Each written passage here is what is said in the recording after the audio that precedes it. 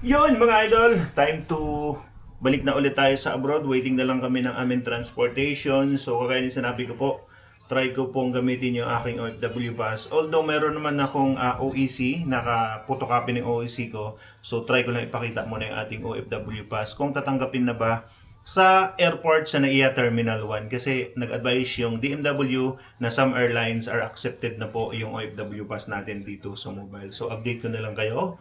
So, kung pwede na magamitin yung ating OFW pass. Yun. Malakas ang ulan dito sa Manila. Yan. Swimming pool doon. Hindi kami nakaligo dyan. Biyahe na tayo.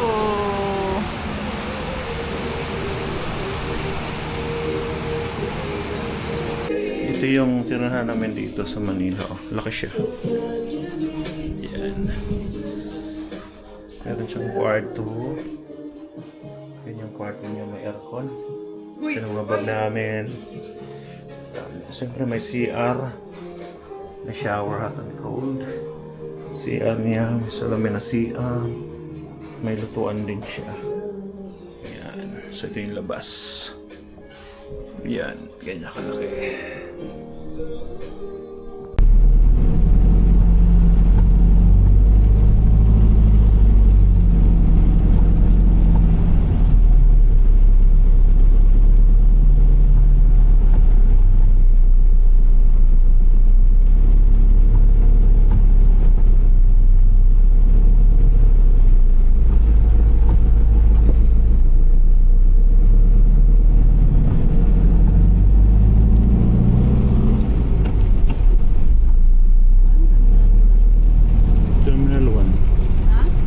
Terminal 1.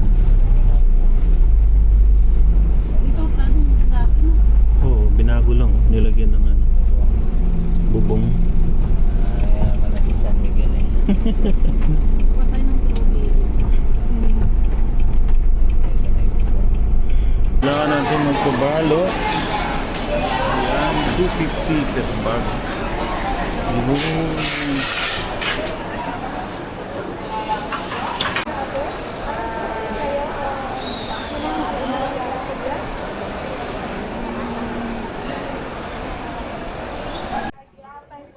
So yun mga idol, andito tayo ngayon sa aming gate number 15, going to Kuwait.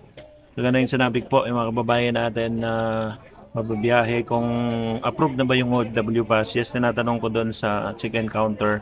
Approved naman yung OFW pass, pero kung may kasama kayong bata, kailangan nyo pa rin mag-provide ng OEC kasi OEC pa rin yung hinahanap nila, OEC copy. Siyempre, yung terminal fee nyo, kailangan pa rin yan, yung OEC kasi isa rin yan sa mga requirements. So sa mga kababayan natin na pabalik ng abroad, make sure lang na mag-provide kayo ng OEC 3 copy kasi yan yung pinaka-requirements pa rin para makabalik kayo sa abroad, yung Overseas Employment Certificate.